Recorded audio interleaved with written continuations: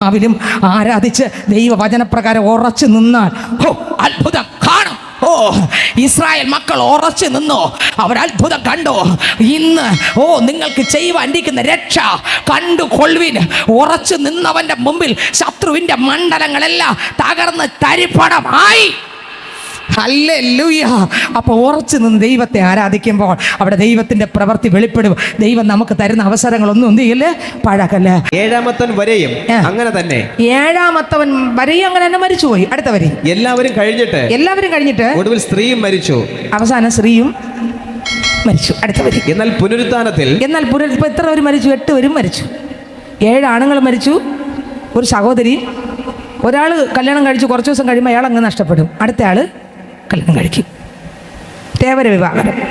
അടുത്ത അയാൾ കുറച്ച് ദിവസം കഴിയുമ്പോൾ അയാൾ അങ്ങ് നഷ്ടപ്പെട്ടു. അടുത്ത ആൾ, മൂന്നാമത്തെ ആൾ, അതും പോയി. നാലാമത്തെ ആൾ, അഞ്ചാമത്തെ ആളും പോയപ്പോൾ അടുത്ത ആര്? ആറാമത്തതും പോയപ്പോൾ അടുത്ത ആര് വന്നു? 7. ഏഴാമത്തെ വന്നപ്പോൾ അയാൾ മരിച്ചുപോയി. പിന്നെ ആരും ഇല്ല. 8ാമത് ഈ സഹോദരി മാത്രമേ ഉള്ളൂ. അതും കുറച്ച് ദിവസം കഴിഞ്ഞപ്പോൾ മരിച്ചുപോയി. പക്ഷേ ആൾക്കാർക്ക് അറിയേണ്ടത്, സ്വർഗത്തിൽ ചെല്ലുമ്പോൾ ഇതിൽ 7 ഏതാണ് ഭർത്താവ്? നമ്മളിതല്ലേ സഹോദരങ്ങളെ? നമുക്കിതല്ലേ ചിന്ത? സ്വത്രം വേണ്ടുന്നതല്ല നമ്മൾ പലപ്പോഴും ശ്രദ്ധിക്കുന്നതും കേൾക്കുന്നതും ഗ്രഹിക്കുന്നതും. നമുക്ക് വേണ്ടുന്നത് എന്താണെന്ന് നമ്മൾ തിരിച്ചറിഞ്ഞെങ്കിൽ എത്രയോ കൊള്ളാമായിരുന്നു. ദൈവത്തിന് സ്തോത്രം. അടുത്ത വരി വായിച്ചേ. എന്നാൽ പുനരുത്ഥാനത്തിൽ അവൾ 7 ആർക്ക് ഭാര്യയാകും? എല്ലാവർക്കും ആയിരുന്നുവല്ലോ എന്ന് ചോദിച്ചു. അതിന് യേശു ഉത്തരം പറഞ്ഞത് നിങ്ങൾ തിരുവെഴുത്തുകളെയും ദൈവശക്തിയെയും അറിയായ കൊണ്ട് തെറ്റിപ്പോകുന്നു. എന്തുകൊണ്ട് തെറ്റിപ്പോകുന്നു? തിരുവെഴുത്ത് അറിഞ്ഞുകൂടാ, ദൈവശക്തിയും അറിഞ്ഞുകൂടാ. അതുകൊണ്ട് എന്ത് ചെയ്യുന്നു? അതാണ് ഈ ക്വസ്റ്റ്യൻ ഒക്കെ ചോദിച്ചുകൊണ്ട് നടക്കുന്നത്. എന്തുകൊണ്ട് സ്നാനപ്പെടുന്നില്ല? തിരുവെഴുത്തറിഞ്ഞൂടാ. എന്തുകൊണ്ട് രക്ഷിക്കപ്പെടുന്നില്ല? തിരുവെഴുത്തറിഞ്ഞൂടാ. നാളുകളായി നമ്മുടെ ദൈവത്തെ ആരാധിക്കുന്നു, എന്തുകൊണ്ട് സ്നാനപ്പെട്ട് യേശുവിനായി ജീവിക്കാൻ പറ്റുന്നില്ല? എനിക്ക് മുട്ടുമടക്കാൻ ഇഷ്ടവുമില്ല, എനിക്ക് പാപം ചെയ്യാതെ കർത്താവിനായിട്ട് ജീവിക്കുന്നത് ഇഷ്ടമല്ല. ഞാൻ മുക്തിയുദ്ധം ചെയ്തുകൊണ്ടിരിക്കുകയാണ്. മാത്രമല്ല, സങ്കീർത്തന പുസ്തകം 90 അധ്യായം വായിക്കുമ്പോൾ വായിച്ചേ. സങ്കീർത്തന പുസ്തകം 90 3-ാം വാക്യം വായിക്കുമ്പോൾ വായിച്ചേ. നീ മർത്യനെ പൊടിയിലേക്ക് മടങ്ങി ചേരുമാറാക്കുന്നു. അടുത്ത് മനുഷ്യപുത്രന്മാരെ തിരികെ വരുവിൻ എന്ന് അരുളി ചെയ്യുന്നു. ഇതാര് അരുളി ചെയ്യുന്നതാണ്? ഈ വചനം സത്യമാണോ കള്ളമാണോ? എല്ലാവർക്കും ഉണ്ടോ? കുറച്ച് പേർക്ക് മാത്രമേ ഉള്ളൂ. പക്ഷെ നമുക്ക് അനേകർക്ക് ഇതില്ല. അതല്ലേ സ്നാനപ്പെടണമെന്ന് തോന്നാത്തത്, രക്ഷിക്കപ്പെടണമെന്ന് തോന്നാത്തത്, അഭിഷേകം പ്രാപിക്കണമെന്ന് തോന്നാത്തത്, പാപം വിട്ട് തിരിയണമെന്ന് തോന്നാത്തത്. എന്തുകൊണ്ടാണ്? എന്താ തോന്നാത്തേ? നമ്മൾ വിചാരിക്കുന്നു ഉള്ള കാലവും ഞാൻ ഇങ്ങനെ തന്നെ പോകും, എനിക്ക് ഒരു ബുദ്ധിമുട്ടുമില്ല, എനിക്ക് ഒരു പ്രയാസമില്ല, എൻ്റെ ഇഷ്ടത്തിന് തന്നെ പോകും, അയ്യോ അതുകൊണ്ട് എന്തുകൊണ്ട് എന്ന് വിചാരിച്ച് ഞാൻ നടക്കുന്നിടത്തോളം കാലം എനിക്ക് എൻ്റെ ദൈവവചനം കേൾക്കാൻ കഴിയത്തില്ല, പാപം ഏറ്റുപറയാൻ കഴിയത്തില്ല, മുട്ടുമടക്കാൻ കഴിയത്തില്ല. അയ്യോ എനിക്ക് സ്നാനപ്പെടണമെന്ന് തോന്നുന്നില്ല, എനിക്കും അഭിഷേകം പ്രാപിക്കണം തോന്നില്ല, എനിക്കും പാപത്തെ ഏറ്റുപറഞ്ഞ് ഉപേക്ഷിക്കണം തോന്നില്ല, എനിക്കും ദൈവഭാഗത്ത് ഇരിക്കണം തോന്നില്ല. കാരണം എന്നറിയാമോ?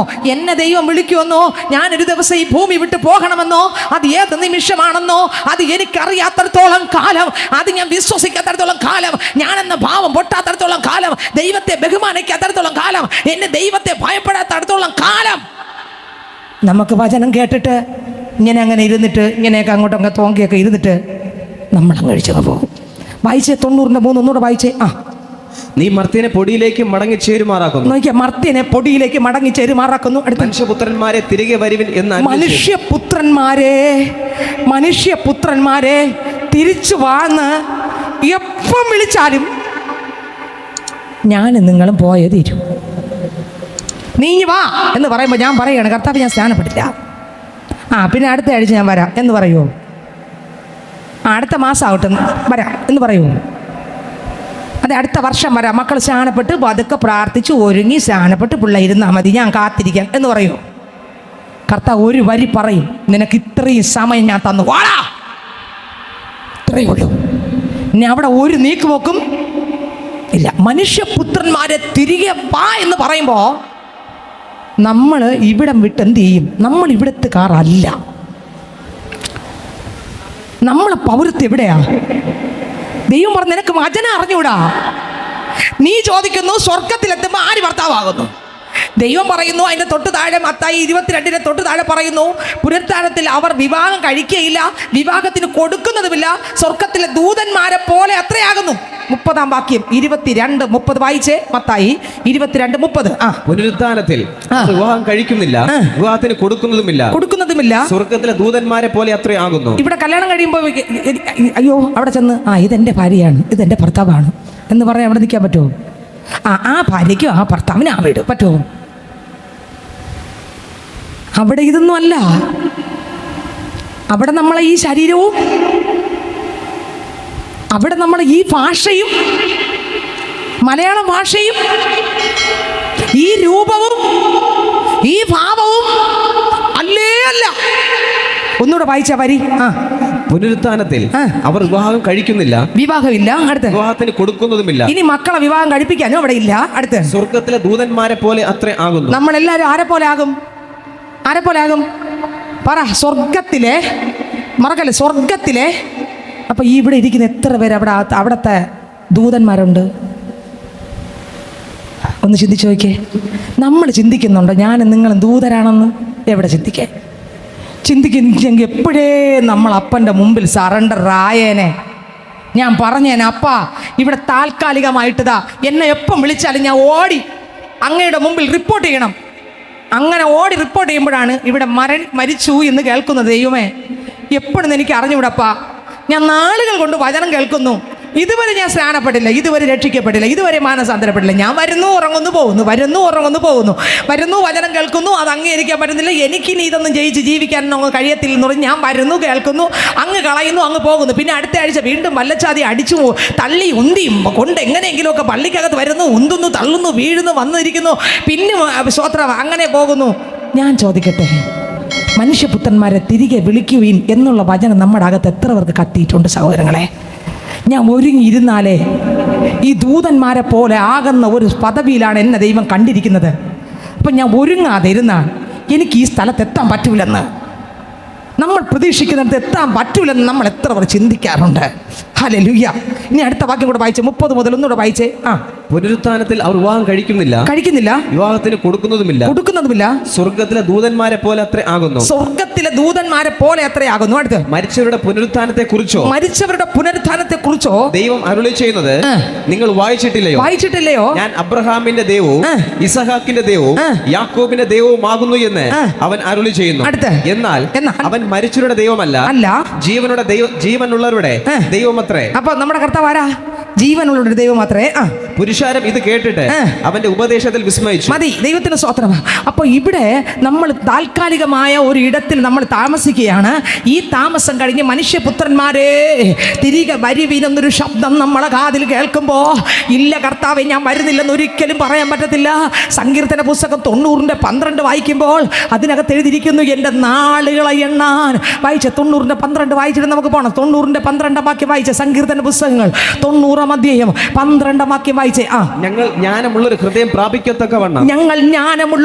പ്രാപിക്കത്തക്കവണ്ണം, ഞങ്ങളുടെ നാളുകളെ എണ്ണുവാൻ ഞങ്ങളെ ഉപദേശിക്കണം. അപ്പാ എൻ്റെ നാളുകളെ എനിക്ക് എണ്ണണം.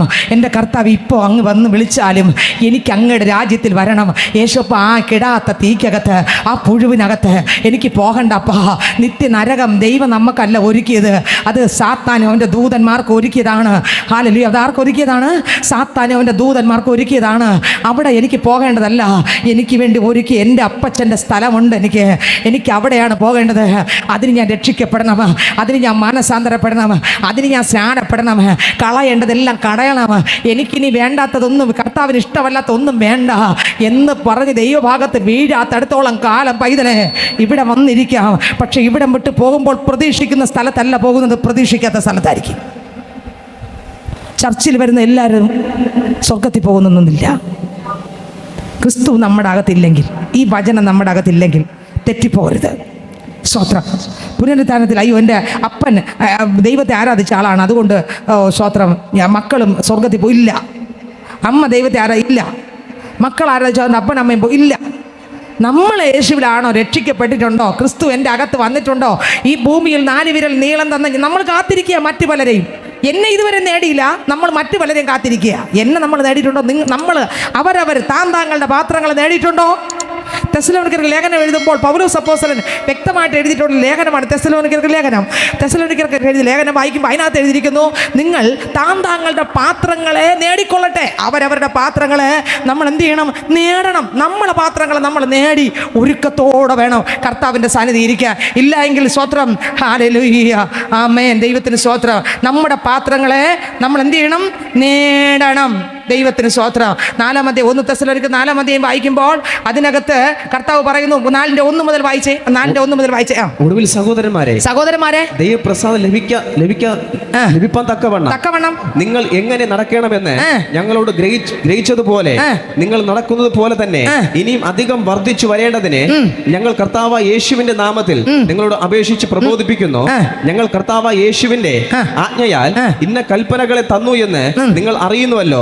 ദൈവത്തിന്റെ ഇഷ്ടമോ നിങ്ങളുടെ ശുദ്ധീകരണം തന്നെ. ദൈവത്തിന്റെ ഇഷ്ടം തോന്നാ എന്റെ നിങ്ങളുടെ ശുദ്ധീകരണമാണ് ദൈവത്തിന്റെ ഇഷ്ടം. അടുത്ത വരി, നിങ്ങൾ ദുർനടപ്പ് വിട്ടൊഴിഞ്ഞ് ഓരോരുത്തരും ദൈവത്തെ അറിയാത്ത ജാതികളെ പോലെ ദുർനടപ്പ് വിടണം. ആവശ്യമില്ലാത്തടത്ത് ഒരിടം പോകരുത്. യേശുവിന്റെ മുൻപിൽ വന്ന് രക്ഷിക്കപ്പെട്ട പൈതൽ എങ്ങനെ ജീവിക്കണമെന്ന് വേദപുസ്തകത്തിൽ വചനമുണ്ട്. നമുക്കൊരു പ്രമാണമുണ്ട് വേദപുസ്തകത്തിനകത്ത്.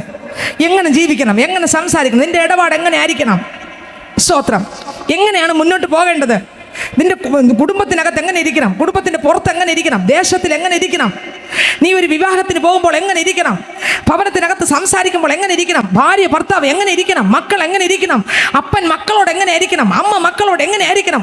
എല്ലാം ഉണ്ട് വേദപുസ്തകത്തിൽ. കുടുംബജീവിതം എങ്ങനെ ആയിരിക്കണം, എങ്ങനെ മക്കളെ പോറ്റി വളർത്തണം. എൻ്റെ കഴിവുകൊണ്ട് എൻ്റെ മിടുക്കുകൊണ്ട് മക്കളെ നേരെയാക്കാൻ പറ്റുമോ? ഇല്ല. സ്തോത്രം. മക്കളെ നേരെയാക്കാൻ എൻ്റെ കഴിവുകൊണ്ട് എൻ്റെ മിടുക്കുകൊണ്ട് പറ്റൂല. സ്തോത്രം. ഇങ്ങനെ എല്ലാം എവിടെയുണ്ട്? ഈ വേദപുസ്തകത്തിനകത്തുണ്ട്. സ്തോത്രം. വേദപുസ്തകത്തിനകത്ത് ഉണ്ട്. ഇത് നമുക്ക് ഈ വചനം നമ്മുടെ ജീവിതത്തിനകത്ത് വന്നില്ലെന്നുണ്ടെങ്കിൽ, താങ്കളുടെ പാത്രങ്ങൾ നേടിയില്ലെന്നുണ്ടെങ്കിൽ, ഒന്നുകൂടെ വായിച്ച വരി 5-ാം വാക്യം. കാമവികാരത്തിലല്ല വിശുദ്ധീകരണത്തിലും മാനത്തിലും താന്റെ പാത്രത്തെ നേടിക്കൊള്ളട്ടെ. മതി. താങ്കളുടെ പാത്രത്തെ നേടിക്കൊള്ളണം. നമ്മളെ പാത്രത്തെ നമ്മൾ എന്ത് ചെയ്യണം? നേടിക്കൊള്ളണം. ദൈവത്തിന് സ്തോത്രം. ഇനി 90:12 ഒന്നുകൂടെ വായിച്ചേ. സങ്കീർത്തനം 90:12 ഒന്നുകൂടെ വായിച്ചേ. ഞങ്ങൾ ജ്ഞാനമുള്ള ഒരു ഹൃദയം പ്രാപിക്കത്തക്കവണ്ണം ഞങ്ങളുടെ നാളുകളെ എണ്ണുവാൻ ഞങ്ങളെ ഉപദേശിക്കണമേ. ഞാൻ നോക്കുമ്പോൾ എനിക്ക് ഭയങ്കരത്തുള്ള വിഷമം ഞാൻ പറഞ്ഞുതരാം. ഒന്ന്, മുമ്പൊക്കെ ആണെങ്കിൽ സഭയിൽ ആരെങ്കിലും വന്നാൽ 1, 2, 3 ആഴ്ച കഴിയുമ്പോൾ തന്നെ അവർ ദൈവഭാഗത്ത് മുട്ടുമടക്കിയിട്ട് പറയും സ്നാനപ്പെടണം. പിന്നെ അവർ ഏക ആശ സ്നാനപ്പെട്ട് യേശുവിനായി ജീവിക്കണമെന്നാണ്. പക്ഷെ ഇന്ന് വർഷങ്ങളോളമായിട്ടും വരുന്നു പോകുന്നു എന്നല്ലാതെ നമ്മളെ ജീവിതത്തിനകത്ത് ഒരു മാറ്റവും വരുന്നില്ല. സ്തോത്രം. പള്ളി വരുന്നു പോകുന്നു. 1 തെസ്സലോനിക്കർ ലേഖനം വായിക്കുമ്പോൾ 5-ാം അധ്യായം 12, 13 വാക്യം വായിക്കുമ്പോൾ അതിനകത്ത് എഴുതിയിരിക്കുന്നത് വായിച്ചേ. 12, 13 വാക്യം വായിച്ചേ. 1 തെസ്സലോനിക്കർ അതിൻ്റെ 5, 12, 13 വായിക്കുന്നതിന് മുമ്പ് ഗലാത്യർ 4, 19, 20 വായിച്ചിട്ട് പോകാം. വായിച്ചേ. ഗലാത്യർ 4, 19, 20 വായിച്ചേ. ക്രിസ്തു നിങ്ങൾ ഉരുവാകുവോളം ഞാൻ പിന്നെയും പ്രസവ വേദനപ്പെടുന്നവരായ എൻ്റെ ഹൃദയത്തിൻ്റെ വേദന യേശു അകത്ത് വന്നിരുന്നെങ്കിൽ പള്ളിയിൽ വരുന്നുണ്ട്. നമ്മൾ ഒരുപാട് ആവശ്യങ്ങൾ, ഇതിനകത്തിരിക്കുന്നവർക്ക് ഒരുപാട് ആവശ്യങ്ങളുള്ളവരാണ്, ഒരുപാട് കാര്യങ്ങളുള്ളവരാണ്, ബുദ്ധിമുട്ടുകളുള്ളവരിനകത്തുണ്ട്, കടഭാരമുള്ളവരിനകത്തുണ്ട്, രോഗത്തോടെ വന്ന് ഇരിക്കാൻ പോലും വയ്യാതെ ഇരിക്കുന്നവരുണ്ട്, വ്യത്യസ്തമായ പ്രശ്നത്തോടെ ഇരിക്കുന്നത് സത്യമാണ്. ഒരുപാട് വേദനയോടെ നീറുന്ന വിഷയത്തോടെ വന്നിരിക്കുന്നവരുണ്ട്, സത്യമാണ്. പക്ഷേ എൻ്റെ കർത്താവിൻ്റെ രാജ്യത്തിൽ പോകേണ്ട ആളാണ് ഞാനെന്നും, അവിടെ കുടുംബമൊന്നും ഇല്ലെന്നും, ഇവിടുത്തെ പോലത്തെ ഒരു രാജ്യമല്ല അവിടെയെന്നും, അവിടെ ഞാൻ ദൂതന്മാരെ പോലെ ആണ് ആകേണ്ടതെന്നും, അതുകൊണ്ട് ഈ ഭൂമിയിൽ തരുന്ന 4 വിരൽ നീളത്തിൽ യേശുവിനെ കണ്ടുമുട്ടി ഉടനെ ഞാൻ രക്ഷിക്കപ്പെട്ട് മനസ്സന്തരപ്പെട്ട് സ്നാനപ്പെട്ട് യേശുവിനായി ജീവിക്കണമെന്നും, ഓരോ പാവങ്ങളായിട്ടും വിട്ടുതിരിഞ്ഞ് ക്രിസ്തു യേശുവിനിൽ നിറയണമെന്നും ഓരോ സെക്കൻഡും ഞാൻ അറിഞ്ഞ് അതിൻ പ്രകാരം കർത്താവിൻ്റെ മുമ്പിൽ വീഴാത്തടത്തോളം കാലം പൈതലേ, കർത്താവ് തിരിച്ചു വാന്ന് പറയുമ്പോൾ നമ്മൾ എവിടെ ആയിരിക്കും ചെന്ന് റിപ്പോർട്ട് ചെയ്യുന്നൊന്ന് ചിന്തിച്ചു നോക്കിയേ. ഭയാനമായ സ്ഥലത്തിലായിരിക്കും നമ്മൾ എന്ന്. നിങ്ങൾക്ക് മനസ്സിലാവുന്നുണ്ടോ? കരങ്ങളൊന്നും എല്ലാം കളഞ്ഞ് കുളിച്ച് തീർത്തിട്ട് വാന്ന് പറയും. അപ്പോൾ പള്ളിക്കാരൊന്നും നല്ല രീതിയിൽ ശുശ്രൂഷയൊക്കെ ചെയ്ത് പാട്ടൊക്കെ നടത്തി നല്ല രീതിയിലൊക്കെ ശുശ്രൂഷ ചെയ്യും. അപ്പോഴേക്കും ഇന്ന പള്ളിയിലല്ലേ പോയത്, സ്വർഗത്തിൽ തന്നെ പോയി. രക്ഷിക്കപ്പെട്ടിട്ടില്ല, മാനസാന്തരപ്പെട്ടിട്ടില്ല, സ്നാനപ്പെട്ടിട്ടില്ല, ഒന്നുമില്ല. പിന്നെ പ്രാർത്ഥന കിട്ടി പോയെന്ന് പറയും. ഇല്ല, അവിടെ കാണുള്ളൂ, നരകത്തിൽ. ഉറപ്പ്. അതിന് യാതൊരു വ്യത്യാസവും ഇല്ല, അവിടെ കാണും. ദൈവത്തിന് സ്തോത്രം. നമുക്ക് ദൈവം തരുന്ന അവസരം. 1 തെസ്സലോനിക്കർ ലേഖനം അതിൻ്റെ 5-ാം അധ്യായം 12-13 വാക്യം വായിക്കുമ്പോൾ വായിച്ചേ. സഹോദരന്മാരെ, നിങ്ങളുടെ ഇടയിൽ അധ്വാനിക്കുകയും കർത്താവിൽ നിങ്ങളെ ഭരിക്കുകയും പ്രബോധിപ്പിക്കുകയും ചെയ്യുന്നവരെ അറിഞ്ഞ് അവരുടെ വേല നിമിത്തം ഏറ്റവും സ്നേഹത്തോടെ വിചാരിക്കണമെന്ന് നിങ്ങളോട് അപേക്ഷിക്കുന്നു. നമ്മളെ പള്ളിക്കകത്ത് ഇതില്ല സഹോദരങ്ങൾ, അനേകരുടെ ജീവിതത്തിനകത്ത് ഇതില്ല. എത്ര നമ്മൾ കേട്ടിട്ടും സിസ്റ്റർ ഇങ്ങനെ വചനം പറയുന്നു, ഈ പാസ്റ്റർ ഇങ്ങനെ സത്യസന്ധമായിട്ടുള്ള കാര്യം പറയുന്നുണ്ട്. എൻ്റെ ജീവിതത്തിനകത്ത് യേശു എന്നോട് സംസാരിക്കുകയാണ്, എനിക്ക് മുട്ടും മടക്കണം, സത്യവചനത്തിൻ്റെ മുമ്പിൽ മുട്ടും മടക്കണം, ആ യേശുവിനായിട്ട് ജീവിക്കണം. എൻ്റെ ഭയങ്കര വിഷമമെന്ന് വെച്ചാൽ നമ്മളിവിടെ ഈ ചൂടും ഈ ഷീറ്റിൻ്റെ ചൂടും കൊണ്ട് നമ്മളിവിടെ വന്ന് എത്രയോ സ്ഥലങ്ങളിൽ നിന്നാണ് നമ്മൾ ഒരുമിച്ച് ഇവിടെ കൂടിയിട്ട് ഇവിടുത്തെ ഈ താൽക്കാലിക ജീവിതം കഴിഞ്ഞാൽ നരകത്തിൽ ചെന്ന് വീഴാനാണോ നമ്മളിരിക്കുന്നതല്ല. അങ്ങനെയാണെങ്കിൽ നമ്മൾ അത് തിരിച്ചറിയണോ വേണ്ടേ? തിരിച്ചറിഞ്ഞിട്ട് ഇങ്ങനെ തന്നെ ഇരിക്കണമെന്നാണോ കൊട്ടിയും പാടിയും? പിന്നെ എന്ത് ചെയ്യണം? തിരിച്ചറിഞ്ഞിട്ട് ദൈവവചനപ്രകാരം എൻ്റെ കാലുകളെ മുൻപോട്ട് വയ്ക്കാൻ ഞാൻ ദാഹിക്കണം. ആർക്കെങ്കിലും ദൈവം തമ്പുരാൻ ഇറങ്ങി വന്ന് നമ്മളെ തൂക്കിയെടുത്ത് വെള്ളത്തിനകത്തോട്ട് സ്നാനപ്പെടുത്തണമെന്ന് പറഞ്ഞിരുന്നാൽ പറ്റുമോ? പിന്നെ എന്ത് ചെയ്യണം? നമ്മൾ അറിഞ്ഞ ഉടനെ എന്ത് ചെയ്യണം? യേശുവിനെ കണ്ടുമുട്ടിയ ഉടനെ എന്ത് ചെയ്യണം? കെട്ടുകളെ പൊട്ടിച്ച് ബന്ധനങ്ങൾ അടിച്ചിട്ട് എന്ത് ചെയ്യണം? സ്നാനപ്പെട്ട് യേശുവിനോട് ചേരുകയും ചെയ്യണം, ക്രിസ്തുവിനായിട്ട് ജീവിക്കുകയും വേണം. ഇല്ലാന്നുണ്ടെങ്കിൽ ഇതുകൊണ്ട് ഒരർത്ഥവും ഇല്ല. അപ്പോസ്തലൻ പറയുകയാണ് ശുശ്രൂഷ ചെയ്യുന്നവരുടെ വേദനയെക്കുറിച്ച്. ഒന്നുകൂടെ വായിച്ചേ, 12-13. 1 തെസ്സലോനിക്കർ 5:12-13 വായിച്ചേ.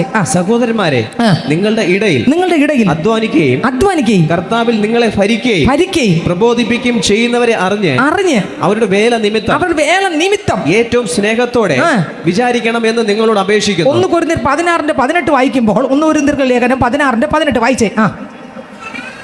വായിച്ചേ, 16:18 വായിച്ചേ. അവർ എന്റെ മനസ്സും നിങ്ങളുടെ മനസ്സും തണുപ്പിച്ചുവല്ലോ, ഇങ്ങനെയുള്ളവരെ മാനിച്ചുകൊള്ളണം. എത്രയോ തവണ ദൈവം നമുക്ക് ഓരോ വചനത്തിലൂടെ തീയോല വന്നിരുന്ന് നമ്മൾ ആശ്വസിപ്പിച്ചില്ലേ? പക്ഷെ എന്നിട്ടും എന്തേ ദൈവത്തിന്റെ വചനത്തിന് മുമ്പിൽ വീഴാൻ നമുക്ക് താല്പര്യമില്ല. എബ്രായർ 1 തിമോഥെയോസിന്റെ ലേഖനം 5-ാം അധ്യായം അതിന്റെ 17-18 വാക്യം വായിക്കുമ്പോൾ വായിച്ചേ. 1 തിമോഥെയോസിന്റെ ലേഖനം 5:17-18. എല്ലാവരും വേദപുസ്തകം തുറക്കണം. 17-18 വായിച്ചേ.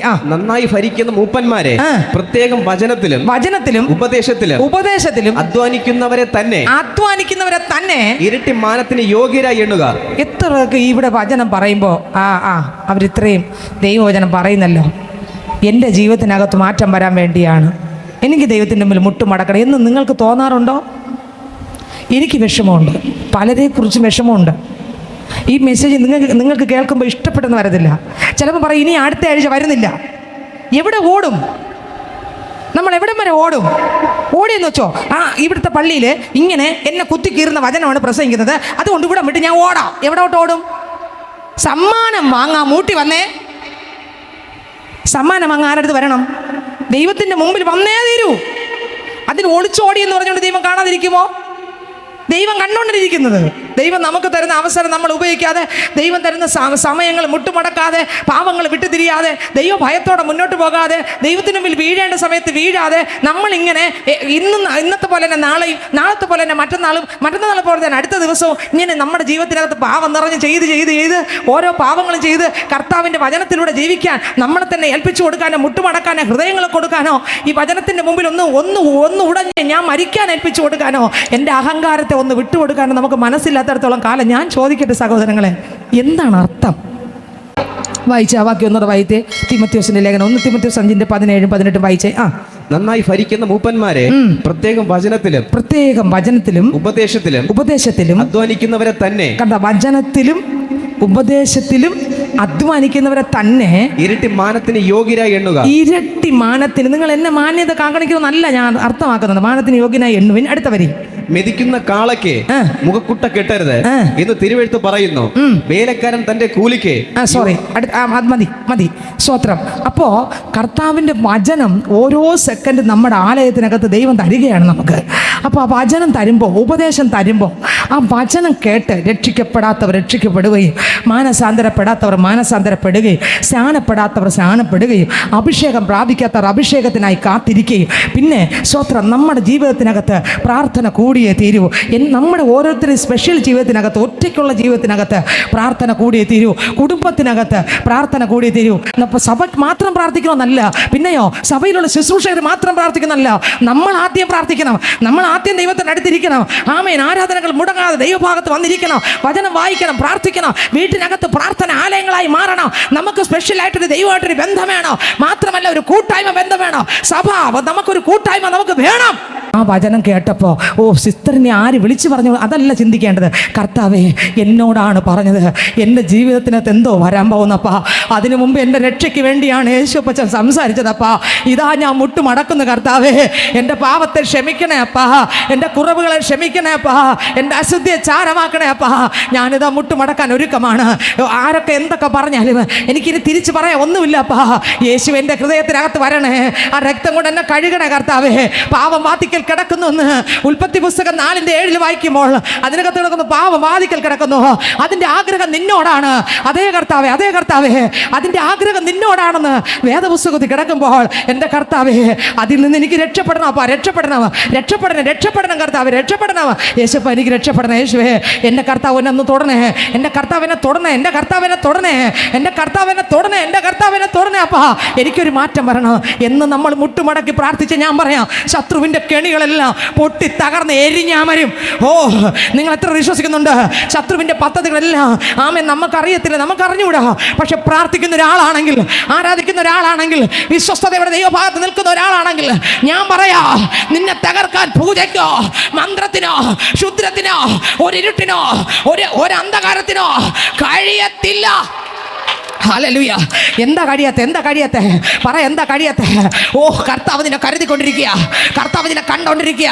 നിനക്കെതിരെ ശത്രു വല വിരിച്ചിരിക്കുമ്പോൾ പൈതലെ ഇന്ന് ഇതിനകത്ത് ആലയത്തിനകത്തിരിക്കുന്ന സഹോദര സഹോദരി മക്കളെ ഞാൻ പറയട്ടെ, പ്രാർത്ഥിക്കാൻ തുടങ്ങിയാൽ നിന്നെ നിന്റെ കുടുംബത്തെ ശത്രുവിന് തൊടാൻ പറഞ്ഞില്ല. ഞാൻ ഗ്യാരണ്ടി പറയാ, അവന്റെ പദ്ധതി പൊട്ടും.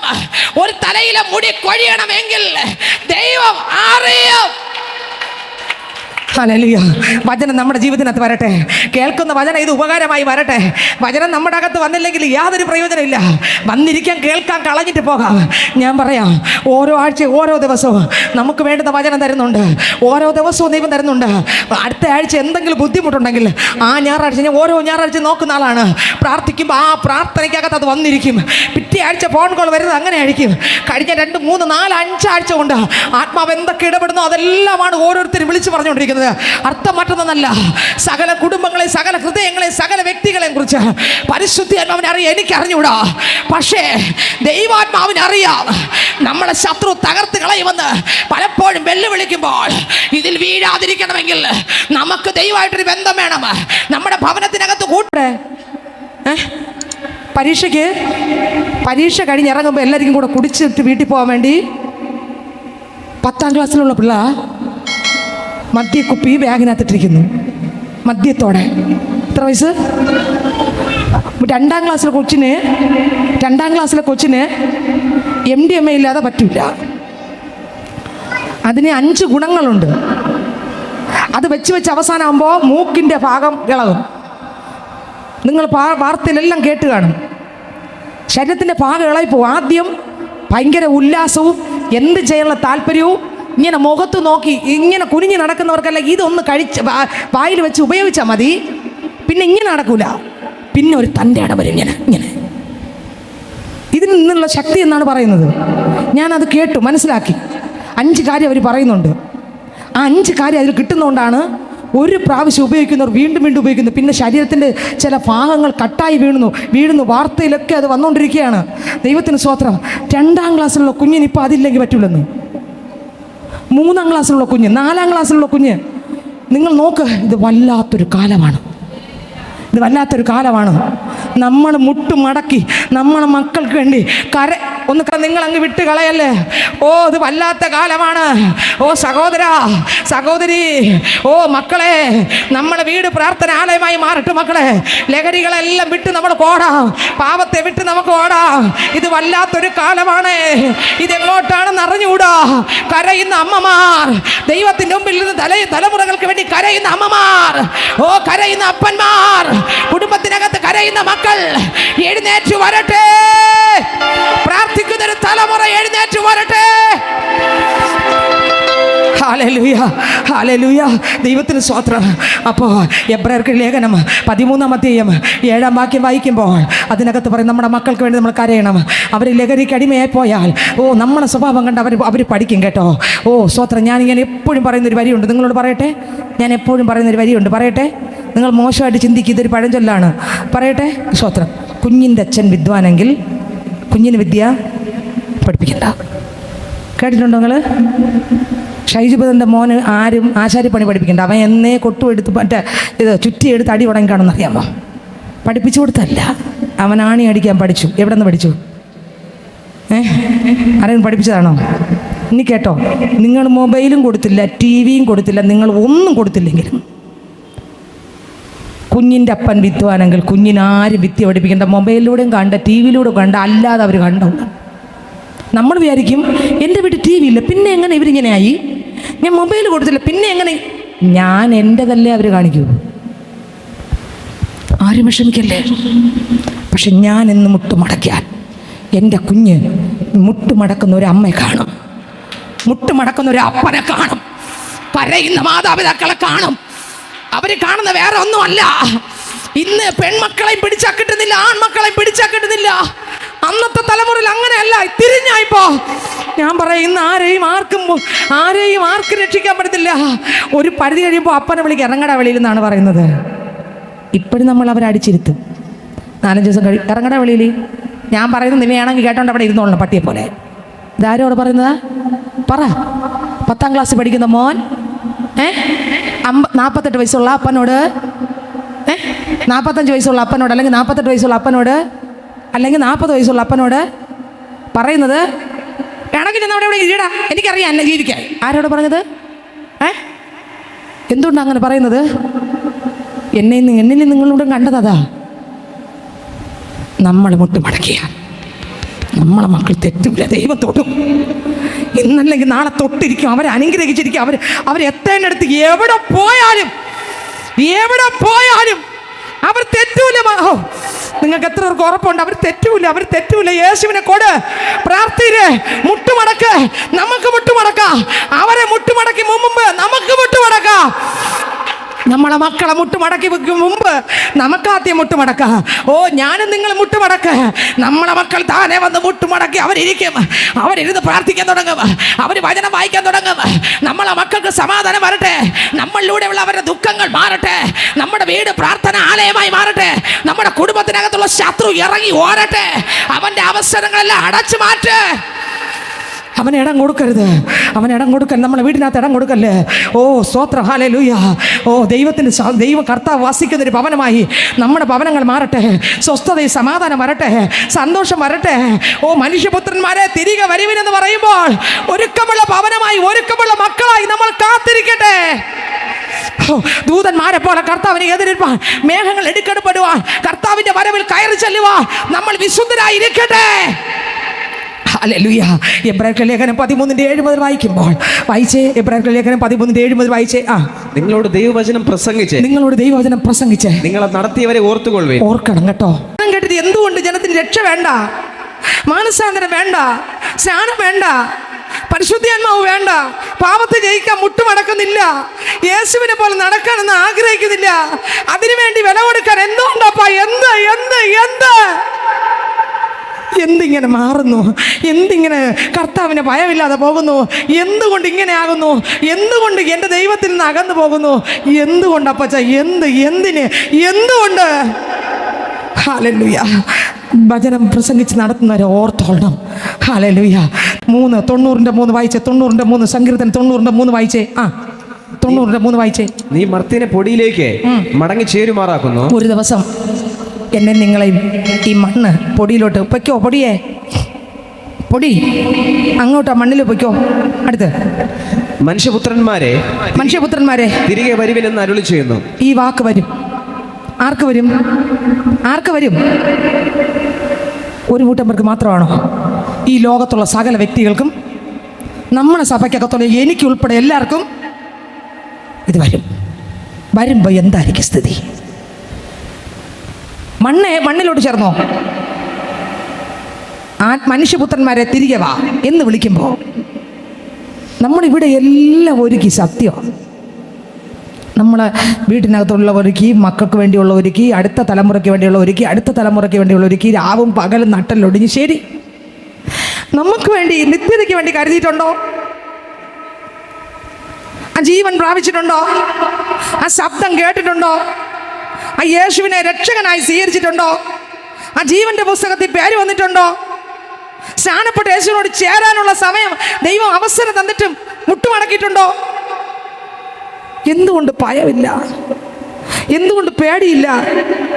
മനുഷ്യപുത്ര ഇനി വാ എന്ന് പറയുമ്പോ ആ നരകത്തിൽ പോകാൻ എന്തുകൊണ്ട് പേടിക്കുന്നില്ല? നമുക്ക് വചനം കിട്ടാത്തതുകൊണ്ടാണ്? അല്ല, വചനമുണ്ട്. പിന്നെ എന്തുകൊണ്ടാ? നമുക്ക് മുട്ടുമടക്കാൻ ഇഷ്ടമില്ല, നമുക്കത് അംഗീകരിക്കാൻ ഇഷ്ടമില്ല. അതുകൊണ്ടാണ് നമുക്ക് വചനം കേൾക്കാനോ പാപത്തെ വെറുക്കാനോ യേശുവിനായി ജീവിക്കാനോ ഇഷ്ടമില്ല. നമ്മൾ ബാബേൽ പണിതുകൊണ്ടിരിക്കുകയാണ്.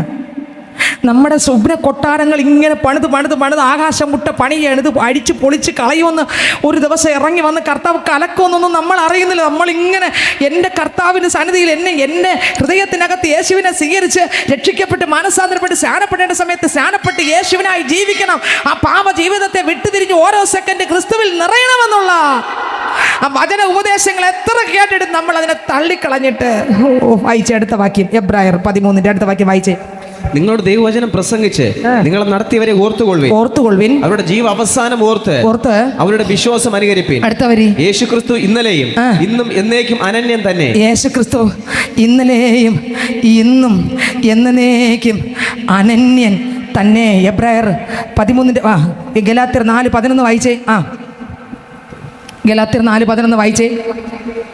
ഗലാത്യർക്ക് ലേഖനം 4:11. ഞാൻ നിങ്ങൾക്ക് വേണ്ടി അധ്വാനിച്ചത് വെറുതെയായി എന്ന് ഞാൻ ഭയപ്പെടുന്നു. എബ്രായർ 13:17 വായിച്ചേ. എബ്രായർക്ക് ലേഖനം 13-ാം അധ്യായം അതിന്റെ 17-ാം വാക്യം ശ്രദ്ധിച്ച് കേൾക്കണം. ബൈബിൾ തുറക്കണം, ശ്രദ്ധിച്ച് കേൾക്കണം. വായിച്ചേ. നിങ്ങളെ നടത്തുന്നവരെ അനുസരിച്ച് നോക്കിയേ. ദൈവവചനം നമുക്ക് പറഞ്ഞു തരുമ്പോൾ ഇത് ബൈബിളിലുണ്ടോ നോക്കണം. നോക്കിയിട്ട് ആ വചനത്തിൻ്റെ മുമ്പിൽ എന്ത് ചെയ്യണം? മുട്ടുമടക്കിയിട്ട് കർത്താവിൻ്റെ വചനം നമ്മൾ സ്വീകരിക്കണം. നമുക്ക് ദൈവം തരുന്നതാണ് ഇത്, വേറൊരാളിൻ്റെ കയ്യിലുള്ളതല്ല ഇത്. ഇത് സ്വീകരിച്ചില്ലെങ്കിൽ നമ്മൾ വരുന്നു, വളരെ ബുദ്ധിമുട്ടിയാണ് ഇതിനകത്ത് വരുന്നത്.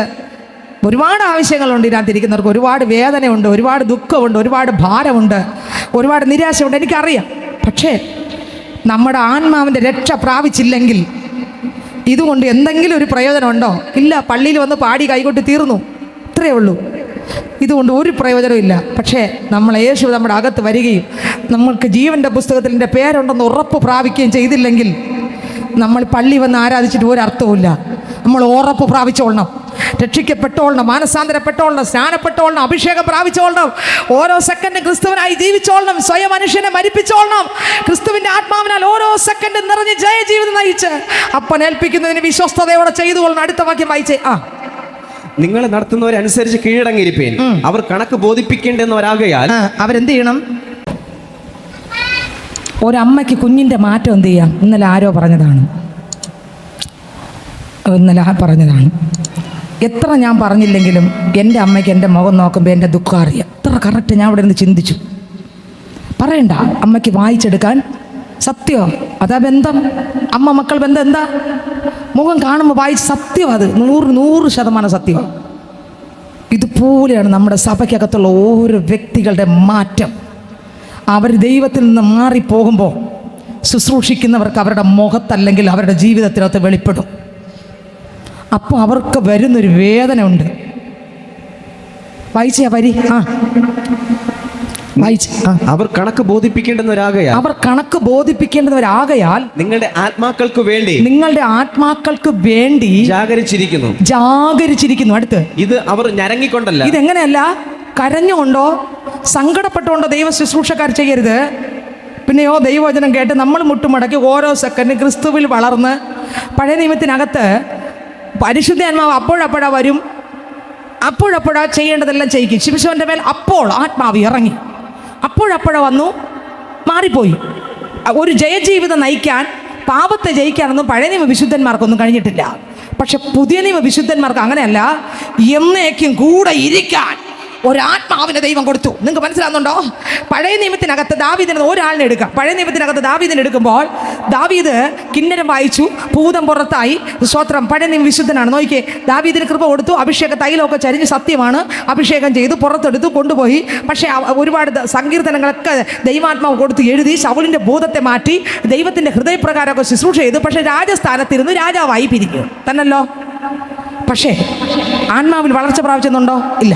പക്ഷെ പൗലോസിനെ പുതിയ നിയമത്തിലെടുത്തേ, ഓരോ സെക്കൻഡും ആത്മാവിൽ നിറഞ്ഞ് തൻ്റെ ജഡ മനുഷ്യൻ തകർന്ന്, കൊരിന്ത്യർക്ക് ലേഖനത്തിൽ പറയുന്നു, ഞാൻ മറ്റുള്ളവരോട് വചനം പ്രസംഗിച്ച ശേഷം ഞാൻ തന്നെ കൊള്ളരുതാത്തവരായി പോകാതിരിക്കേണ്ടതിന് എന്നെ തന്നെ ദണ്ണിപ്പിച്ച്, 9:27 എൻ്റെ ഓർമ്മ ശരിയെങ്കിൽ, എന്നെ തന്നെ ദണ്ണിപ്പിച്ച് ഞാൻ അടിമയാക്കുന്നു.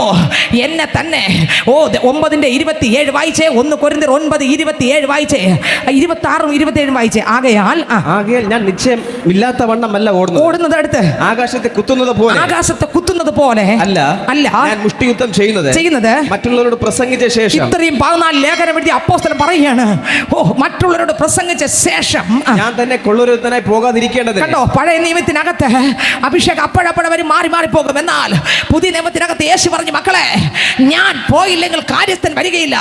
ഞാൻ പോയി കാര്യസ്ഥനാകുന്ന പരിശുദ്ധാത്മാവിന് എന്നേക്കും നിന്റെ മേൽ ഇരിക്കാൻ ഞാൻ അയക്കും. കേട്ടോ? ഞാൻ ആ പരിശുദ്ധാത്മാവിനെ നിന്റെ മേൽ അയച്ചു കഴിഞ്ഞാലുണ്ടല്ലോ, നിന്റെ അകത്ത് അത് വന്നു കഴിഞ്ഞാൽ നിന്റെ പാപത്തെക്കുറിച്ച് അവൻ ഉണർത്തും. നിനക്കൊരു പരിജ്ഞാന തലം വെളിപ്പെടും, ഒരു വിവേക തലം വെളിപ്പെടും. ആ വിവേകത്തിൽ നീ പാപത്തിനടുത്തേക്ക് പോകുമ്പോൾ നിന്റെ അകത്തിരിക്കുന്ന പരിശുദ്ധാത്മാവ് വിവേകത്തോടെ പറയും, അരുത്, നീ പാപത്തെ വിട്ട് ഓടും. ഇത് എന്നേക്ക് വിരിക്കാൻ ഞാൻ നിന്റെ മേൽ തരുന്നതാണ്. നിങ്ങൾക്ക് മനസ്സിലാവുന്നുണ്ടോ? എന്നേക്ക് വിരിക്കാൻ ഞാൻ നിന്റെ മേൽ തരുന്നതാണ് ഈ പരിശുദ്ധാത്മാവ്. നിങ്ങൾക്ക് മനസ്സിലാവുന്നുണ്ടോ? ഇല്ലേ? പഴയ നിയമത്തിനകത്ത് വല്ലപ്പോഴും വരും പോകും. പക്ഷെ പുതിയ നിയമത്തിനകത്ത് അങ്ങനെയല്ല. എൻ്റെ ഹൃദയത്തിനകത്ത് എന്നേക്ക് വിരിക്കാൻ ദൈവത്തിൻ്റെ ആത്മാവിൻ്റെ ശക്തിയെ എൻ്റെ അകത്ത് ദൈവം തന്നിരിക്കുകയാണ്. നിങ്ങൾക്ക് എത്രയൊക്കെ മനസ്സിലായി? എന്തുകൊണ്ട്? എന്തിനു തന്നിരിക്കുന്നു? പാപത്തെ ജയിച്ച് ക്രിസ്തു ജീവിച്ച ഒരു ജീവിതം ജീവിക്കാൻ കർത്താവ് ആത്മാവ് എൻ്റെ അകത്ത് തന്നിരിക്കുകയാണ്. ഈ ആത്മാവിൽ നിറഞ്ഞ് ഞാൻ ഓരോ സെക്കൻഡും എന്നെ തകർക്കാൻ നോക്കുന്ന പാപ മനുഷ്യനെ തകർത്ത് ഞാൻ എന്ത് ചെയ്യണം? ക്രിസ്തുവിൻ്റെ ജയത്തോളം, ആ ക്രിസ്തുവിൻ്റെ കൃപയാൽ നിറഞ്ഞ് ജയത്തിൻ്റെ മേൽ ജയം പ്രാപിച്ച് മുന്നോട്ട് പോകണം. അപ്പോസ്തലനോട് വായിച്ചേ, ആ വാക്യം വായിച്ചേ. മറ്റുള്ളവരോട് പ്രസംഗിച്ച ശേഷം ഞാൻ തന്നെ കൊള്ളരുതാനായി പോകാതിരിക്കേണ്ടതിന് എന്റെ ശരീരത്തെ ദണ്ഡിപ്പിച്ച് അടിമയാക്കുക അത്രേ ചെയ്യുന്നത്. എന്റെ ശരീരത്തെ ഞാൻ ദണ്ഡിപ്പിച്ച് അടിമയാക്കുന്നു. തീർന്നില്ല. സ്വത്രം. പരിജ്ഞാന പൂർത്തിയിലേക്ക് എത്തുന്ന പൈതൽ എങ്ങനെയായിരിക്കും? എബ്രായർ 5:14 നോക്കിയേ. ഹല്ലേലൂയ. എബ്രായർ ലേഖനം 5:13-14 വായിച്ചേ. പാൽ കുടിക്കുന്നവനെല്ലാം നീതിയുടെ വചനത്താൽ പരിജ്ഞാനമില്ലാത്തവനത്രേ. നമ്മൾ കട്ടിയുള്ള വചനം കേട്ടിട്ട് നമ്മളെ പള്ളിക്കകത്തുള്ള വേറെ ആരെയും പിടിക്കണ്ട. നമ്മൾ പലപ്പോഴും പാൽ കുടിച്ചോണ്ട് നിബിളും കുപ്പി വെച്ചോണ്ടിരിക്കുക. ഇന്നലെ ചെയ്ത പാപം ഇന്നും പോയിട്ടില്ല. ഇന്ന് ചെയ്യുന്ന പാപം നാളെയുണ്ട്, നാളെ ചെയ്യുന്ന പാപം മറ്റന്നായുണ്ട്. എന്നിട്ട് വല്ലപ്പോഴും ഇരിക്കുക, കർത്താവ് രക്തം കൊണ്ട് കഴുകണമെന്ന് പറഞ്ഞുകൊണ്ടിരിക്കും. എപ്പോഴും ശിശു, ഒരു വളർച്ചയും ഇല്ല, ഒരു മാറ്റവും. ഇന്നലെ തന്നെ ഇന്നുണ്ട്, ഇന്ന് തന്നെ നാളെയും ഉണ്ട്, ഒരു വളർച്ചയുമില്ല. കുഞ്ഞിൻ്റെ പേരാണ് പാൽക്കുപ്പി ഉപയോഗിക്കുന്ന കുഞ്ഞ്. ഇന്ന് ഇതിനകത്ത് എത്ര പാൽക്കുപ്പി ഉപയോഗിക്കുന്ന കുഞ്ഞുണ്ട്? 20 വർഷം കൊണ്ട് ദൈവത്തെ ആരാധിക്കാൻ വന്നിട്ട് നമ്മുടെ ജീവിതത്തിനകത്ത് എവിടെയെങ്കിലും ഒരു മാറ്റം വന്നിട്ടില്ലെങ്കിൽ ഞാൻ പറയാം, ഈ നിബിളും വെച്ച് 3 മാസം പോലും പ്രായമാവാത്ത കുഞ്ഞായിട്ട് കിടക്കുകയാണ്. ഇന്ന് യേശു വന്നിട്ടില്ല, അത് ഹൃദയത്തിനകത്ത് നിറയുന്നില്ല, വളരുന്നില്ല, ആത്മാവിൽ വളരുന്നില്ല, പാവം വിട്ടു തിരിയുന്നില്ല, ഒരു ദൈവ ഭയം വരുന്നില്ല, വചനത്തിൻ്റെ മുമ്പിൽ മുട്ടുമടക്കാൻ തോന്നുന്നില്ല, 2 കൈയടി 2 ചാട്ടം തീർന്നു, വേറെ ഒന്നുമില്ല നമ്മുടെ ജീവിതത്തിനകത്ത്. എന്നാൽ തഴക്കത്താൽ അഭ്യാസം തികഞ്ഞവൻ, ആത്മാവ് നിറഞ്ഞവൻ, പരിശുദ്ധാത്മാവ് നിറഞ്ഞവൻ, ക്രിസ്തുവിൽ നടക്കാൻ ആഗ്രഹിച്ചത് എന്ത് സംഭവിച്ചു? അടുത്ത വാക്യം വായിച്ചേ. പാൽ കുടിക്കുന്നവനെല്ലാം നീതിയുടെ വചനത്തിൽ പരിചയമില്ലാത്തവനത്രേ. അടുത്ത അവൻ ശിശുവല്ലോ. അവന്റെ പേരെന്താണ്? ഇന്നലെ ചെയ്ത പാപം ഇന്നും ചെയ്തു. നീ 48 അല്ല 58 അല്ല 98 ആയാലും നീ ശിശു. 80 വർഷം കൊണ്ട് പള്ളി വന്നാൽ നീ ആരാണ്? ശിശുവാണ്. ഈ ശിശു എന്താകും?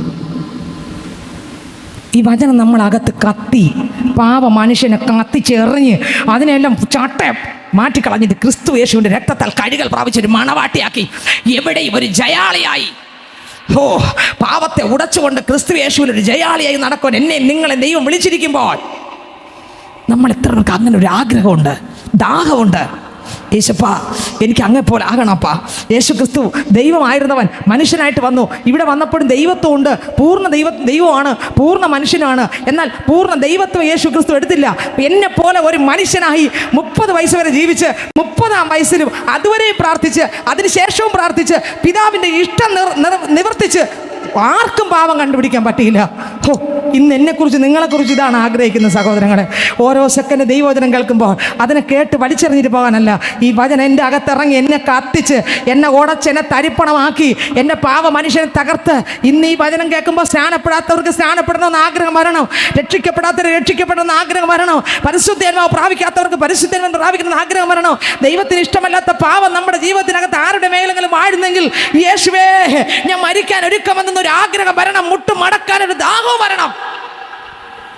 ഇല്ലെങ്കിൽ പള്ളി വന്നിട്ട് ഒരു പ്രയോജനവും ഒരർത്ഥവും ഇല്ല. വരുന്നു പോകുന്നു, അത്രേ ഉള്ളൂ.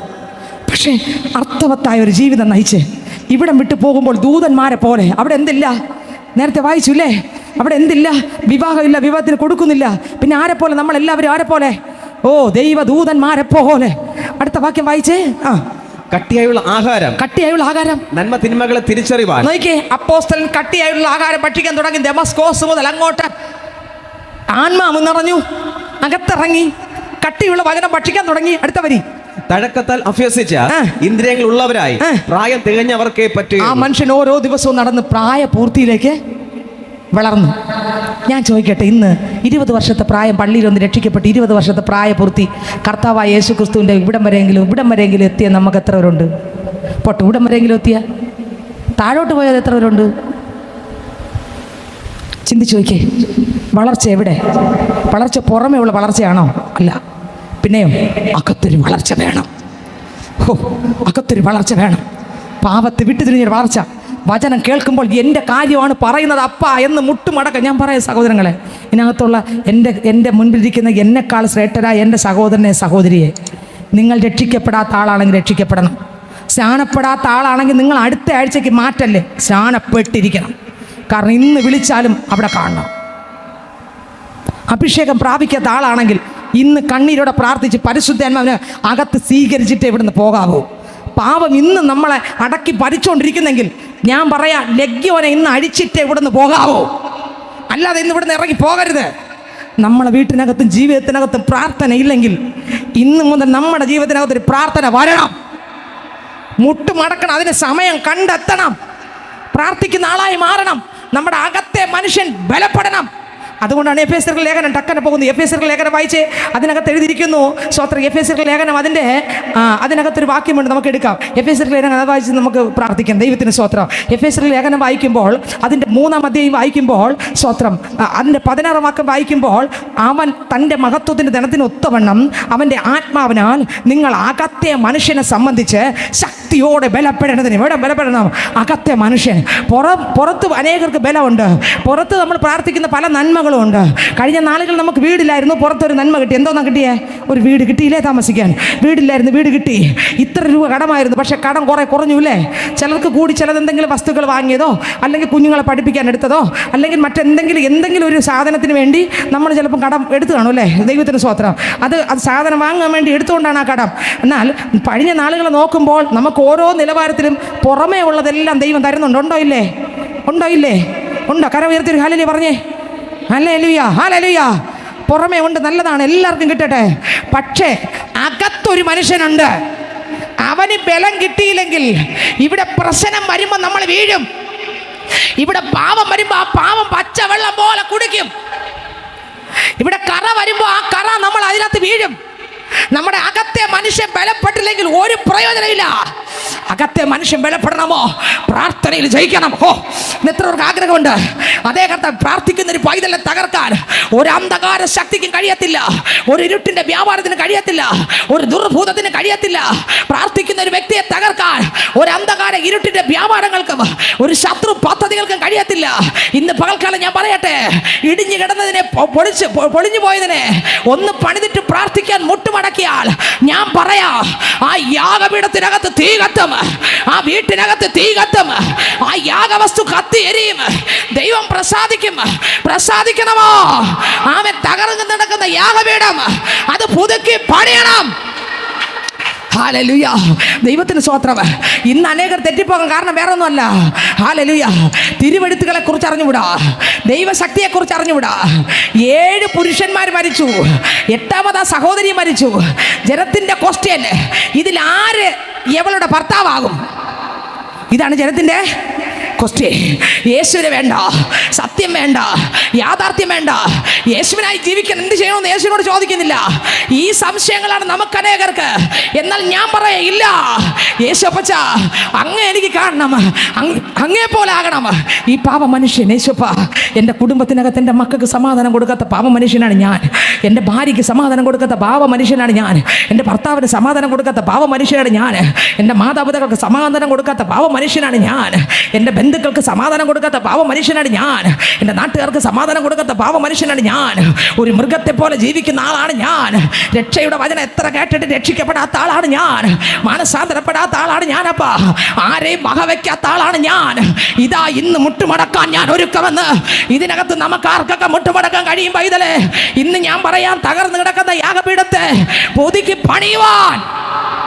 അല്ലെങ്കിൽ ഒരിക്കല് ഏലിയ സ്തോത്രം, ആഹാബ് ദൈവത്തിന് സ്തോത്രം, ദൈവത്തിൻ്റെ കൃപയിൽ നിറഞ്ഞവനാണ് ആഹാബ്. പക്ഷെ വിവാഹത്തോടും കൂടെ ആഹാബിൻ്റെ ജീവിതം പോയി. അല്ലെങ്കിൽ ഈസബേലിനെ വിവാഹം കഴിച്ചു കൊണ്ടുവന്നു. വിവാഹത്തോടും കൂടെ ഒരുപാട് വിഗ്രഹങ്ങളും കൂടെ വന്നു. ആഹാബിൻ്റെ ദേശം മുഴുവൻ വിഗ്രഹാരാധന കൊണ്ട് നിറഞ്ഞു, ക്ഷേത്രങ്ങളെ കൊണ്ട് നിറഞ്ഞു. അവിടെ ഇസബേലിൻ്റെ ശക്തികൾ കൊണ്ട് നിറഞ്ഞു. ശ്രദ്ധിച്ചു കേട്ടേ, ഇസബേലിൻ്റെ ശക്തികൾ കൊണ്ട് നിറഞ്ഞപ്പോൾ ആഹാബിൻ്റെ ആരാധന പോയി. ആഹാബിന് ദൈവമായിട്ടുള്ള, ശ്രദ്ധിച്ചു കേട്ടെ, ആഹാബിന് ദൈവമായിട്ടുള്ള ബന്ധം പോയി. ദൈവമായിട്ടുള്ള ബന്ധം പോയപ്പോൾ സ്വർഗത്തിലെ ദൈവം അവിടെ ഒരു മനുഷ്യൻ അയച്ചു.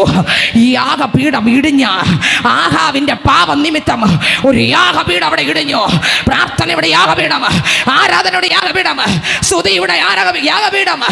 ആമേൻ സ്തോത്രം. ആ ദേശത്ത് ഇടിഞ്ഞു കേട്ടോ. ഞാൻ പറയാ, ആ യാഗപീഠത്തെ പുതുക്കി പണിയുവാൻ, ആഹാബ് ഇടിച്ചതിനെ പണിയുവാൻ ദൈവം ആ ദേശത്ത് ഏലിയാവെന്ന പ്രാർത്ഥന മനുഷ്യനെ അയച്ചു. ഇന്ന് ചില ആഹാവുമാർ നിന്റെ വീട്ടിനകത്ത് ഇടിച്ച പ്രാർത്ഥനയെ നിങ്ങൾക്ക് എത്ര വെളിപ്പെടുന്നുണ്ട്? ആമേ. ആരാധനെ, വിശ്വാസത്തെ, വിശുദ്ധ ജീവിതത്തെ, സ്തോത്രത്തെ, സ്തുതിയെ, കൂട്ടായ്മ ബന്ധത്തെ. ചില ആഹാവിന്റെ ശക്തികൾ, ചില യെസബേലിന്റെ ശക്തികൾ, ചില പിശാചിന്റെ മണ്ഡലങ്ങൾ, പാപ സ്വഭാവങ്ങൾ, നിന്റെ കുടുംബത്തിനകത്ത് ഇടിച്ചു കളഞ്ഞ ദുർഭൂത ശക്തികൾ, ഇടിച്ചു കളഞ്ഞ പ്രാർത്ഥനയുടെ യാഗപീഠത്തെ ഒന്ന് പണിയാമെങ്കിൽ. എത്രവർക്ക് മനസ്സിലായി? അല്ലെങ്കിൽ എത്രവർക്ക് ആഗ്രഹമുണ്ട്? കർത്താവേ, അതെ, ആഹാബത്തിനെ ഇടിച്ചു. എങ്ങനെ ഇടിച്ചേ? പ്രാർത്ഥനയില്ല, സുവിശേഷമില്ല, കൂട്ടായ്മയില്ല, ദൈവമായിട്ടുള്ള ബന്ധമില്ല, ഇടിഞ്ഞു. അപ്പോഴാണ് മൊത്തം പിശാചിനെ കൊണ്ട് നിറഞ്ഞു, അന്ധകാര ശക്തികൾ നിറഞ്ഞു, കൊടികുത്തി വാണു. അവിടെ പിന്നെ വേറെ ഒന്നുമില്ല. പാവം നിറഞ്ഞു, മ്ലേച്ഛത നിറഞ്ഞു. ആ സമയത്താണ് സ്വർഗത്തിലെ ദൈവം ബാലിൻ്റെ വിഗ്രഹങ്ങളും അശേരയുടെ വിഗ്രഹങ്ങളും ആ ദേശത്ത് നിറഞ്ഞു. സ്തോത്രം. 850 പേര് അവിടെ പറയുന്നു. ഹല്ലേലൂയ. ആ സമയത്താണ് ഏലിയാവിനെ പറഞ്ഞയച്ചത്. ഏലിയാവ് തീയിറങ്ങ യാഗപീഠത്തിന് മുമ്പിൽ നിൽക്കും മുമ്പേ ആഹാവിൻ്റെ കയ്യിലൂടെ ഇടിഞ്ഞു പോയ യാഗപീഠത്തെ, ആ കഴിഞ്ഞ നാളുകളിൽ എവിടൊക്കെ ഇടിഞ്ഞു പോയില്ലേ? നിന്റെ വീട്ടിനകത്ത് ഇടിഞ്ഞില്ലേ? ഇന്ന് പണിയാനുണ്ടെങ്കിൽ, ഇന്ന് പണിയാൻ അകത്തെ മനുഷ്യനൊരു ബലം ഇന്ന് പ്രാപിക്കാൻ മനസ്സുണ്ടെങ്കിൽ, പ്രാർത്ഥിക്കുന്ന മനുഷ്യനെ കണ്ടാൽ അറിയാം, അവൻ പ്രശ്നം വരുമ്പോൾ വീട് പോകത്തില്ല, അവൻ മുട്ടുമടക്കും. പ്രശ്നം വരുമ്പോൾ വീഴത്തില്ല. അകത്തെ മനുഷ്യൻ ബലം ഉണ്ടെങ്കിൽ എന്ത് ചെയ്യും? പ്രശ്നം വരുമ്പോൾ വീഴുവോ? പറ, വീഴുവോ? ഒരു ഉദാഹരണം പറഞ്ഞ് നിർത്തും കുറച്ച് സമയത്തിന്. ഹല്ലേലൂയ. നോക്കിക്കേ, പ്രശ്നം വന്നാൽ അകത്തെ മനുഷ്യന് ബലമുണ്ടെങ്കിൽ വീഴുവോ? വീഴത്തില്ല. ഞാൻ തെളിവ് പറഞ്ഞുതരാം. ഹല്ലേലൂയ. ഇന്നിനകത്തിരിക്കുന്ന സഹോദര സഹോദരി, എൻ്റെ നിങ്ങളുടെ അകത്ത് എന്നേക്കും വസിക്കാൻ പരിശുദ്ധാത്മാവിനെ ദൈവം തന്നിരിക്കുകയാണ്. ഈ പരിശുദ്ധാത്മാവിൻ്റെ നിറവോടെ പ്രാർത്ഥിക്കുന്ന ഒരു പൈതലാണോ? പുറത്ത് ലോകം നോക്കുമ്പോൾ പച്ചപ്പുണ്ടായിരിക്കാം, നന്മയുണ്ടായിരിക്കാം, അനുഗ്രഹം ഉണ്ടായിരിക്കാം, ഉയർച്ച ഉണ്ടായിരിക്കാം. ഞാൻ ചോദിക്കട്ടെ, അകത്തെ മനുഷ്യൻ പുഷ്ടിയുണ്ടോ? ബലമുണ്ടോ? ശക്തിയുണ്ടോ? മോചനമുണ്ടോ? വളർച്ചയുണ്ടോ എന്നെങ്ങനെ അറിയാം? ആമേ. നീ പ്രാർത്ഥിക്കുന്ന ഒരാളാണോ? ഞാൻ പറയാം, അകത്തെ മനുഷ്യന് പുഷ്ടിയുണ്ട്. അന്യഭാഷയെ നിറഞ്ഞ് സ്തുതിക്കുന്ന ഒരാളാണോ? ആമേൻ. അകത്തെ മനുഷ്യന് ശക്തിയുണ്ട്. പാപത്തെ ഓരോ സമയം കീഴ്പ്പെടുത്തുന്ന മകനാണോ? ഞാൻ പറയാം, നിന്റെ അകത്തെ മനുഷ്യന് ശക്തിയുണ്ട്. അകത്തെ മനുഷ്യന് ശക്തിയുണ്ടെന്ന് എങ്ങനെ അറിയാം? തെളിവ് പറഞ്ഞ് നിർത്തും. ഹല്ലേലൂയ. ഏലിയാവ് യാഗപീഠത്തെ പണിത് അവിടെ യാഗവസ്തു അർപ്പിച്ചു. മറ്റവരും യാഗം അർപ്പിച്ചു. ഏലിയാവ് യാഗം അർപ്പിച്ചു. യാഗപീഠം പണിത് ആരാധിച്ചപ്പോൾ ആ തീ ഇറങ്ങിയല്ലേ, ഇറങ്ങിയില്ലേ? യാഗപീഠം പണിത് ഇന്ന് നിങ്ങളുടെ വീട്ടിനകത്ത്, നമ്മുടെ വീട്ടിനകത്ത്, നമ്മുടെ പ്രാർത്ഥന ജീവിതത്തിനകത്ത്, നമ്മുടെ ആദ്യ സ്നേഹത്തിനകത്ത്, നമ്മുടെ ആദ്യ ജീവിതത്തിനകത്ത് സഹോദര സഹോദരി പാപം ബാധിക്കൽ. ഞാൻ ഇന്ന് വീണ്ടും പറയുകയാണ്, നിർത്തും മുമ്പ് വീണ്ടും പറയുകയാണ്, ഇന്ന് ദൈവഭാഗത്ത് ഞാൻ നിങ്ങൾ മുട്ടുമടക്കിയാൽ നമ്മളെ മക്കളെ ഇന്നല്ലെങ്കിൽ നാളെ യേശുവിൻ്റെ ഇവിടെ താമസമെങ്കിൽ അവരെവിടെ കൂടെയൊക്കെ ഓടിയാലും നമ്മളെ കയ്യിൽ വരും. അല്ലെങ്കിൽ നമുക്ക് കിട്ടൂല, അവരെ കിട്ടൂല. ഈ കുഞ്ഞിൻ്റെ കണക്ക്, മക്കളുടെ കണക്ക് നാട്ടുകാരോട് ചോദിക്കത്തില്ല, എന്നോടും നമ്മുടെ മക്കളെക്കുറിച്ച് നമ്മളോട് ചോദിക്കൂ. നിൻ്റെ കുഞ്ഞെവിടെ? ഇന്ന് ഞാനൊന്ന് പൊട്ടാൻ വിട്ടുകൊടുത്താൽ നമുക്ക് ദൈവം തന്നിരിക്കുന്ന നേത്തി പോലത്തെ അനുഗ്രഹിക്കപ്പെട്ട മക്കൾ, അവരുടെ ദുഃഖം നമ്മൾ കണ്ടിട്ടുണ്ടോ? കുടുംബത്തിനകത്ത് സമാധാനം ഇല്ലെങ്കിൽ അവർക്ക് സന്തോഷമുണ്ടോ? അവർക്ക് സമാധാനമുണ്ടോ? കുഞ്ഞുങ്ങൾക്ക് സമാധാനമുണ്ടോ? ആരാ കാര്യം? നമ്മളല്ലേ. നമ്മൾ ക്രിസ്തുവിൻ്റെ മുൻപിൽ മുട്ടുമടക്കിയ നമ്മളെ മക്കൾ എന്തു ചെയ്യും? ഉറപ്പാണ് ഇന്ന് മുതൽ ഇടിഞ്ഞ യാഗപീഠത്തെ ഒന്ന് പണിയാൻ. നമ്മൾ വിചാരിക്കും ഇവിടെ നിന്ന് പള്ളി ഇനി വരുന്നില്ല, എന്നെ മോശക്കാരിയാക്കി മാറ്റുന്ന പ്രസംഗമാണ് പ്രസംഗം. സഹോദരങ്ങൾ, എവിടെ ഓടിയാലും സമ്മാനം വാങ്ങാൻ മൂട്ടി വന്നേ തീരൂ. എവിടെ ഓടിയാലും ദൈവത്തെ മറഞ്ഞ് ഓടാനോ ഒളിക്കാനോ പറ്റൂല. ഇനി ഈ പള്ളി വരണ വേറെ പള്ളി പോകണമെന്ന് വിചാരിച്ചാലും ഞാൻ പറയാം, നീ സത്യസുവിശേഷം കേൾക്കുന്ന പള്ളി അല്ലെങ്കിൽ കുഴപ്പമില്ല, നിനക്ക് തോന്നൂല. പക്ഷെ സത്യസുവിശേഷം നീ കേൾക്കുന്ന പള്ളി ഇരുന്നാൽ നിന്റെ പാപം കുത്തിക്കീറിയിരിക്കും. അതാണ് സത്യസുവിശേഷത്തിൻ്റെ ശക്തി. അത് നമ്മളെ പൊളിക്കും. ഇന്ന് ഇതിനകത്ത് ചിലരോട് വ്യക്തവും സ്പഷ്ടവുമായി ദൈവാലോചന കൈമാറുകയാണ്. നീ പാപം ചെയ്ത് പൊളിച്ചിട്ട നിന്റെ ഇഷ്ടപ്രകാരം നിന്റെ ജഡത്തെ അനുസരിച്ച് ലോകമോഹ പാപ ഇമ്പങ്ങളെ അനുസരിച്ച് കഴിഞ്ഞ നാളുകളിൽ പ്രാർത്ഥിച്ച നിന്റെ പ്രാർത്ഥന എവിടെ? യാഗപീഠം ഇടിച്ചിട്ട പൈതലേ, ഇന്ന് നീ അതിൻ്റെ മുമ്പിൽ മുട്ടുമടക്കി അത് പണിയാൻ നിന്നെ തന്നെ സമർപ്പിച്ചാൽ, നീ ഇവിടുന്ന് സമർപ്പണ പ്രാർത്ഥനയോടെ വീട്ടിലോട്ട് പോകുമ്പോൾ നിന്റെ വീട്ടിനകത്ത് ശത്രു കെണി ഒരുക്കിയതെല്ലാം തീക്കകത്തുനിന്ന് കത്തിയെരിയും. അതെല്ലാം അഴിഞ്ഞ് അവൻ്റെ പരിപാടികളും പദ്ധതികളെല്ലാം കത്തിയെഴിയും. അവൻ്റെ മണ്ഡലങ്ങളെല്ലാം കത്തി എരിഞ്ഞ് അമരും. ഇന്ന് എത്ര പേർക്ക് ആഗ്രഹമുണ്ട്, അപ്പച്ച ശരിയാണ്, എന്നോടാണ് ഈ ദൂത്, എന്നോടാണ് ഈ ആലോചന, ഞാനിത് സ്വീകരിക്കും. അകത്തെ മനുഷ്യനിൽ ബലമുണ്ടോ എന്ന് കണ്ടാൽ അറിയാം. ഒറ്റ ഉദാഹരണമല്ല വചനം പറഞ്ഞ് ഞാൻ നിർത്തും. അകത്തെ മനുഷ്യൻ്റെ ബലമുള്ളവനെ കണ്ടാൽ അറിയാം. അവൻ്റെ മുഖം കണ്ടാൽ അറിയാം. അവൻ പ്രശ്നം വരുമ്പോൾ അവൻ്റെ ചങ്കുറപ്പ് കണ്ടാൽ അറിയാം. അവൻ്റെ ആരാധന കണ്ടാൽ അറിയാം. ഒരേ ഒരു തെളിവ് പുതിയ നിയമത്തിൽ നിന്നല്ല, പഴയ നിയമത്തിൽ ഒരുപാടുണ്ട്, പറയാൻ സമയമില്ല, ഞാൻ നിർത്തുന്നു.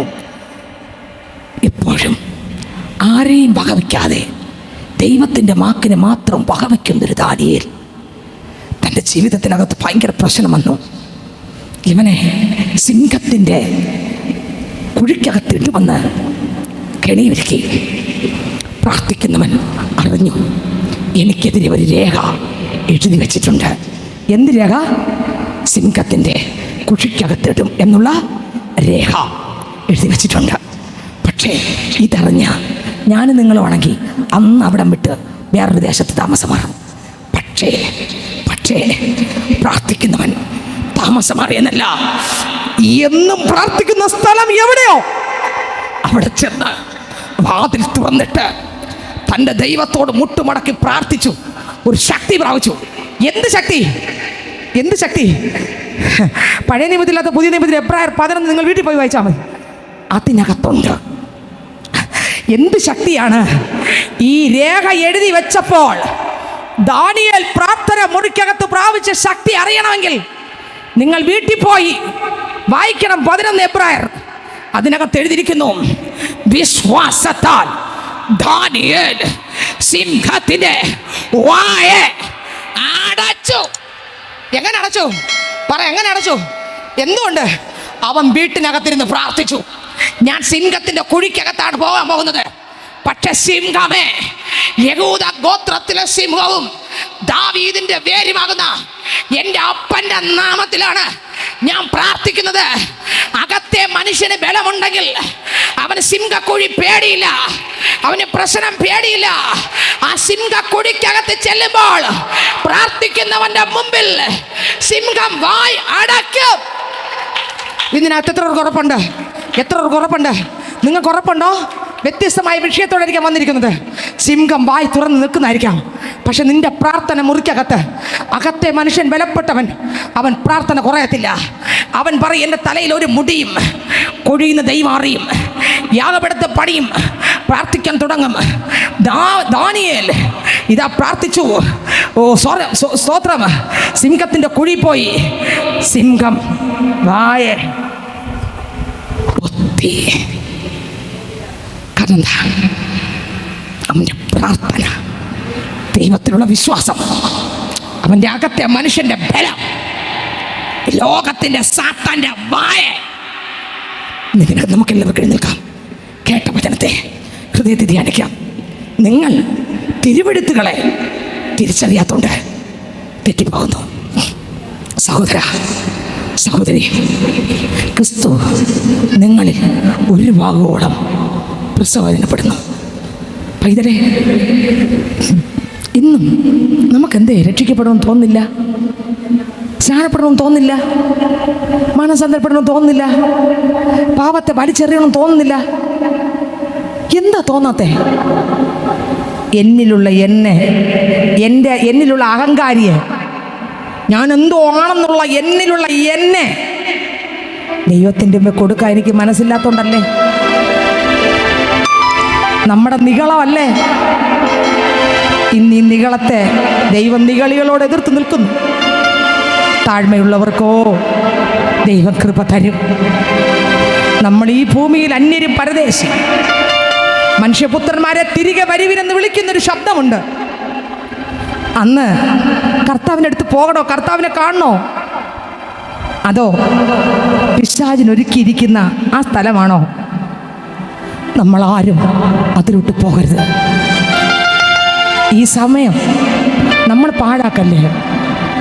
നമുക്കടുത്ത സെക്കൻഡ് നമുക്കുള്ളതല്ല. മനുഷ്യപുത്രന്മാരെ തിരികെ വരുവിൻ എന്ന് വിളിക്കുമ്പോൾ, ഇല്ലപ്പാ ഞാൻ വരുന്നില്ല എന്ന് പറഞ്ഞാൽ നമ്മളെ വിട്ടിട്ട് പോകത്തില്ല, കൊണ്ടേ പോവും. നമ്മൾ യുഗായുഗം ജീവിക്കുന്നത് എവിടെയായിരിക്കും? ഇവിടെ നമ്മളെ പ്രിയപ്പെട്ടവർക്കെല്ലാം നമ്മൾ അധ്വാനിക്കുന്നുണ്ട്, നേടി, എല്ലാം ചെയ്തു, വേണം, നല്ലതാണ്. പക്ഷെ നമ്മുടെ പാത്രങ്ങൾ നമ്മൾ നേടിയിട്ടുണ്ടോ? ദൈവവചനം കേൾക്കുന്ന വചനം നമ്മുടെ ജീവിതത്തിനകത്ത് ഇറങ്ങുന്നുണ്ടോ? പാപത്തെ വിട്ടു തിരിയുന്നുണ്ടോ? സ്തോത്രം. കർത്താവിൻ്റെ സന്നിധിയിൽ മുട്ടുമടക്കാൻ, അപ്പാ ഞാൻ സ്നാനപ്പെട്ടിട്ടില്ല. എല്ലാവരും പ്രാർത്ഥിച്ചേ, ഞാൻ സ്നാനപ്പെട്ടിട്ടില്ല, ഞാൻ രക്ഷിക്കപ്പെട്ടിട്ടില്ല. അപ്പം ദൈവം ഒരുപാട് അവസരം തന്നു. ഇന്ന് വിളിച്ച ഞാൻ നരകത്തിൽ പോവും, എനിക്ക് രക്ഷിക്കപ്പെടണം. പെന്തക്കോസ്തിലാണ് വരുന്നത്, ഇതുവരെ രക്ഷിക്കപ്പെടില്ല, സ്നാനപ്പെടില്ല. ഇന്നും എൻ്റെ സ്വഭാവത്തിനകത്ത് മാറ്റമില്ല.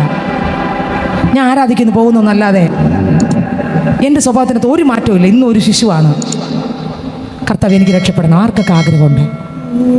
നമ്മൾ ദൂതൻ തുല്യരായി സ്വർഗത്തിൽ അവിടെ ഇവിടെ നമ്മുടെ മക്കൾക്ക് നേടിയതൊന്നും അവിടെ കൂടെ വരില്ല. നമുക്ക് കുടുംബത്തിന് നേടിയതും അവിടെ വരില്ല. ഈ ഭൂമി ജീവിക്കുമ്പോൾ നമ്മുടെ ആത്മാവിൻ്റെ രക്ഷ, നമ്മുടെ പേരവിടെ ഉണ്ടെന്ന് ഉറപ്പുണ്ടോ? സ്തോത്രം.